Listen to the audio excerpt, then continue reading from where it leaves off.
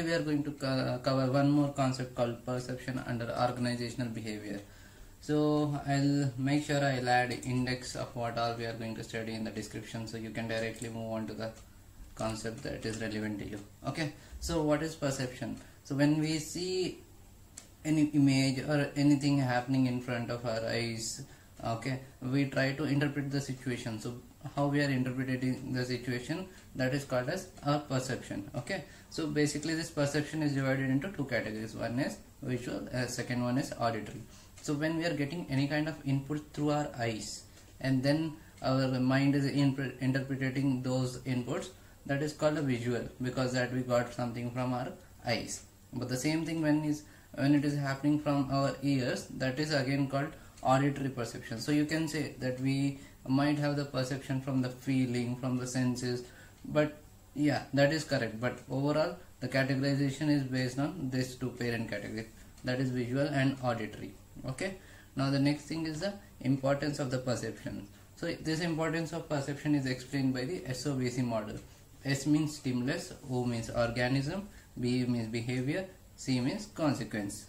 Okay, so first is our S, that is stimulus. So anything that causes a change in our senses, that is, we have five senses: sight, hear, touch, smell, taste. So anything that causes any slight change in these five senses leads to the stimulus in an organism. Okay, so this stimulus is categorized into two: overt and covert. So if something is visible to us like TV, that is overt, and if it is non-tangible, okay, it can only be felt, then it is called as covert stimulus. Now this overt and covert will have in multiple categories, but again that will be differ based on whether we are talking in terms of stimulus or whether we are talking in terms of behavior, organism, or other parent context. So next is our O, that is organism. So we can consider organism is an object which perceives the stimulus. That's it, nothing more or less than that. Next is our behavior data. Okay, so when let's take an example of we are playing a chess. Okay, so if while playing the chess, if we are doing any move, okay, so that behavior is open, is visible to everyone, so that we can say it is an overt behavior. But while making the move, before and after, we are trying to analyze the game, analyze the steps, trying to see or trying to understand what the opponent is trying to do. So all these things are not visible, but it can be like analyzing is going on, so that will come under covert behavior. Now final thing of importance of perception is consequences. So on performing any task, it will have either positive positive output or a negative output. So if it's a positive output, it will result into a satisfaction and a desire to do it again and again. But when it is a negative consequences, there will be a dissatisfaction and there will be no desire to do it again or repeat it again. So that was our SOBC model. Now next is the perception process. So how it starts and ends. So as soon as there is a change in our one of the senses or one of the five senses, a stimulus will be generated, which causes the interpretation of the environment, creating image. Okay, it might be from either of the five senses. Now once the interpretation is done, we create a registration of that in our mind. Now once that a record is created, we try to interpret it based on our personality, our attitude, our ability. Now once all these things are done in a moment, in a second, we try to perform a reaction. Okay, so if it is like an intentional thing, then we call it as a reaction, but if it is a non-intentional or it has happened suddenly, then we call it as a reflex. So that was our perception process. Next is our perceptual selectivity. So perceptual selectivity means when we are for suppose we are sitting in a park, okay, we are trying to see something, some children are playing cricket, and then we try to see who is playing, who is doing what are the vehicles going on. So what are the objects that we are able to perceive in that environment are called our selectivity, and what are the objects that we are neglecting, because at a time every object that is there in the picture, our mind cannot pick everything and try to interpret everything, because then it will be like our mind will be sitting on the same thing again and again for the complete, like the unnecessary things as well. So perceptual selectivity means based on our past experience, okay, our concern, our interest, our habits will select. Okay, our mind will select specific objects in the environment based on which interpretation will be going on. Okay, so the objects which is selected by our mind, okay, those objects are due to factors, these factors are categorized into two, external and internal. Let me repeat this again. So when selecting an object in the environment to interpret it, there are some factors involved in selecting those objects. So those factors are categorized either as external or internal factors. In external factors, we see what are the objects which has much more light on it, which are causing the noise, which is contrast or bold, that is separated from its environment. Okay, what is the status of it? Like if suppose your mom is telling you something, you will not listen to him, but if the same thing your boss is telling you, you will listen to him because of the status. So these are the external, some of the external factors. Okay, now the internal factors is the morals, the principles that we have, the personality that we have. Okay, and then the learnings, experience, what are the motivation. So the things which comes from our internal or past experience, those are our internal factors. So this is the concept of perceptual selectivity. Now next is the factors influencing perception. So this is categorized in external factors and internal factors. So first we'll look for external factors, in that the first subcategory is the perceiver. So the perceiver is the one who is receiving stimulus. So what kind of characteristics is that perceiver is having? So that is playing a major role in identifying like what is the perception is happening. So as the same situation will be perceived by different people in a different manner. So here the point that is emphasized is the characteristics of a person. So if it's a lazy person, he might interpret it differently. If he's a sports person, then his characteristics is different, so he might interpret the same situation differently. Okay, now the next thing is the target. So in target, we understand not the characteristics of a person, but the characteristics of a stimulus. So if it's suppose if it is related to we can say for voice, suppose. Okay, so the people who are in the profession of music, who deals with the voice very much compared to the people who are working in the other profession, so they will be affected more with this kind of stimuli. Okay, so here we are talking about the characteristics of the stimulus. In the first perceiver, we were talking about the characteristics of a person. Now next thing is the situation. So in this we focus on the parameter called time, laziness, location. Okay, how fast is the movement, okay, whether it is a morning or whether it is a night. So we are focusing on the illumination things. So all these are the factors which creates a situation. Now this situation also, like the same person might interpret the same situation in morning in a different way, in the night in a different way. So these were the external factors. Now next is the internal factors. So the first subcategory is the sensory limits and thresholds. So we have 5 senses. Now each sense is like, first let's take an example of eyes. So how eyes is receiving inputs? It is receiving input based on the lights. So light is getting reflected, with the help of which objects are visible, then those are converted into our thoughts and we are able to see it. But to see an object, there is a threshold for minimum, and that this much amount of light should fall on the object.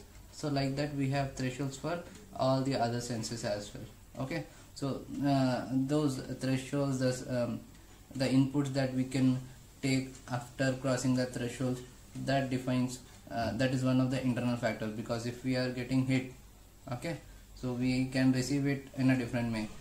So we can say the intensity of with which we got a hit.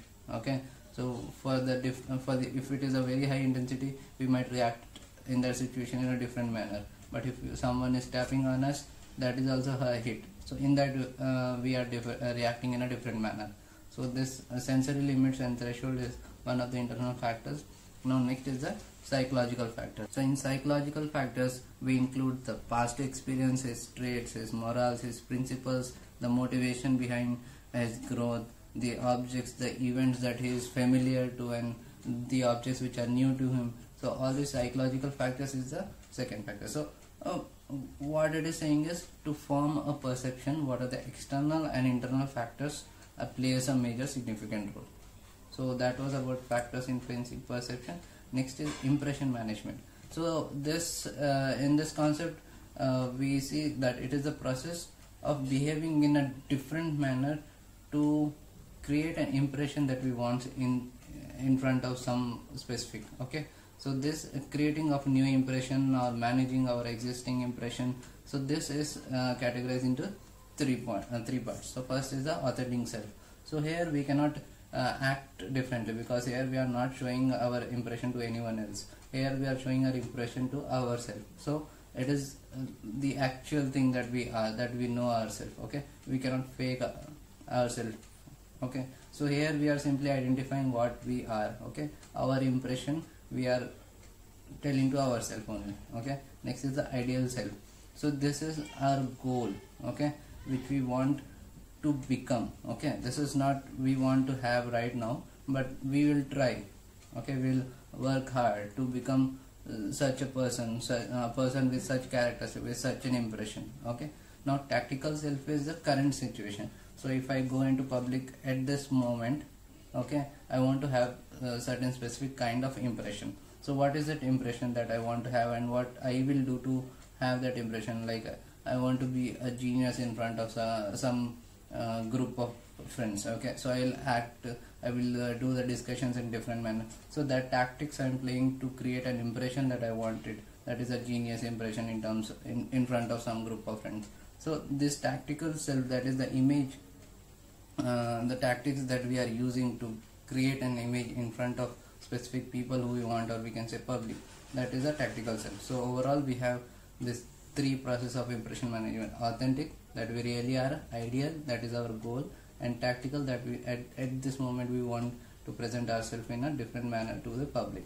Okay, now the components of impression management are impression motivation, impression constructions. So these are again self-explanatory. Why do we want to have that impression? It will be the impression motivation, and the tactics, the techniques, okay, the learning, all those things that we are doing to create that impression will be the impression construction.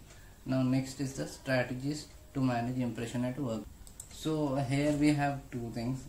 First is demotion preventative strategy. So here we consider a scenario where something wrong happened, or some things are going to happen which we are not interested in. So we try to get away from that situation by giving any excuses, or if something wrong has happened, by taking the responsibility and saying a proper justification for that. So here we are trying to take a back step. So that back step will be termed as a demotion preventative strategy. Now the promotion enhancing strategy. So if we try to demodularize the terms and try to understand, we can say that there is something done by the person and he didn't get the credit, he didn't get the proper rewards for him. So he'll explain, he will give all the reasoning why this had happened, and for this particular situation he didn't get the expected awards. So is there anything that that needs to be improvised, or what is that missed? So overall he is trying to get the credits for the work that he have done so far. So here he is trying to enhance the work that he has done, so we call it as a promotion enhancing. So here in the second we are taking a step forward, but in the first, that is demotion preventative strategy, we are taking a step backward. Okay, now there is one more concept: perception of self-image and behavior. So this as we studied previously, one is the authentic self, one is the ideal self, but the ideal self and tactical self are combined here to call it out as a social identity. So personal identity is getting to know what we are as an individual. Now social identity is saying that okay, I work for this organization, so I have this kind of impression management. So what we are in the public, okay, that we call as a social identity, but what we are to ourselves, okay, the authentic state, that is a personal identity. Now the last thing is the managerial implication of perception. So here we'll be talking about what are the different factors that that went into the creating of perception that one needs to avoid while taking some crucial decisions. So those we are going to talk in the next 8 points. So first is the employee selection and perception. So when you are doing this thing, there might be a situation where you are selecting a person who might be the close to you, or who might be from the same state you belong to. So those kind of factors, like the sense of belonging to a person, so those things should not come while taking the decision for selecting and perception. Okay, So here overall we are trying to avoid creating of a perception based on the unnecessary factors which are of no value. Okay, now next is the employee performance appraisal. So here when you are deciding the appraisal, you should not see who is close friend to you, okay, who helped you previously. Since we are talking about performance, have the proper metrics for the performance. Based on only that, create an perception and then take decision. Don't get any other non-biased factors to affect your perception, like comparing employees, favoring employees. Favoring again is a wrong thing. If he deserves, provide him. If he doesn't, just leave. But you should not do favors on the perception that created on the unnecessary attributes. Next is the stereotyping and halo affecting. So stereotyping is a popular impression of any object. Okay, so for suppose we consider women drive is bad at driving, so that is not correct. That is just a stereotype. So based on that, we should not create a perception. Then again we have halo effect or horn effect. So when you are judging a person, you should not judge based only on a one single trait. Okay, if that single trait is a positive, we call it as a halo effect. If that one single trait is a negative, we call it as a horn effect. So we should not create a perception based on stereotype or the halo and horn effect.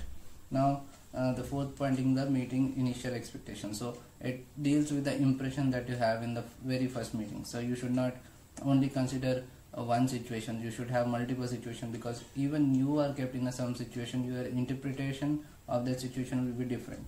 Okay, so you need to have a set of data rather than a single record. Okay, then forming a similar to me effect means when you have you are dealing with a person who have a similar kind of morals principle, there might be a probability that you both will tend to create or take similar kind of decision. Okay, so but this is not the useful factor. This is just a coincidence. So you should not judge based on your ability and his ability.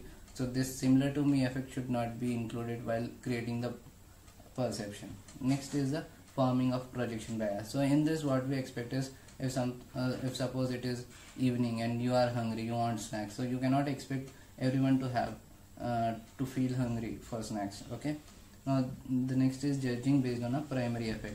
So this is again similar to that of a first impression. So if initially something failed, okay, something wrong happened, you cannot expect that the same thing will be continued with the same perception. So that primary effect should not be the only reason. Next is the recency affecting. So if you consider cases like Tata, okay, it manufactured some vehicles previously and then it manufactured Nano, and the Nano went wrong. So you cannot assume that the next automobile that the Tata is going to create, that will also be a what we can say, a bad to Tata or bad to the population. So the recent event or the recent thing that happened which caused a positive or negative impact on the image, so only the recent thing should not be considered. Again here we are saying that don't focus on a single record but focus on the complete data set. Okay, so all these 8 points are stating what are the factors that we should or we shouldn't consider while forming a perception. Now the last topic is our managing the perception process. So when you are generating a perception, so what perception means? You have certain set of information which you got either from your 5 senses or your previous experiences, that is external, internal, all these factors together try to form a perception. So what are the things that you should be taking care while creating the perceptions? Okay, so previously we studied what are the factors we should avoid when creating perception for a specific event, but now managing the perception process is like when you're creating a perception, okay, what are things for sure you should consider. Okay, so first thing is individuals should have high levels of self-awareness. So this deals with the statement that half knowledge is dangerous than compared to knowing nothing. Okay, so the more the information you have, the more accurate or the more real perception you are creating. Okay, then individuals should support their perception with information. Okay, that is information, not informal. So again this deals with the data that you are having or the group of people for whom you are trying to create the perception. individual should be empathetic. So when you are trying to say that he is not working hard, he or she is not working hard, you need to be empathetic. You need to keep yourself in their place and try to see if I was there in place, or if any a good intellectual person or a hardworking person was there in his place, and he or she is surrounded with this kind of situation, what could the performance or what could be their behavior. So we need to have that empathetic factor while creating the perception. Now the fourth is individual should rise above personal impressions. So previously we have seen that we have some factors like, okay, this person belongs to my region, this person belongs to my ethnicity. So all these unnecessary factors which could mislead your way, or mislead in creating the different sort of perception which is not correct. That is, then you will not be making an unbiased decision. So those factors should not come into your way while creating perception.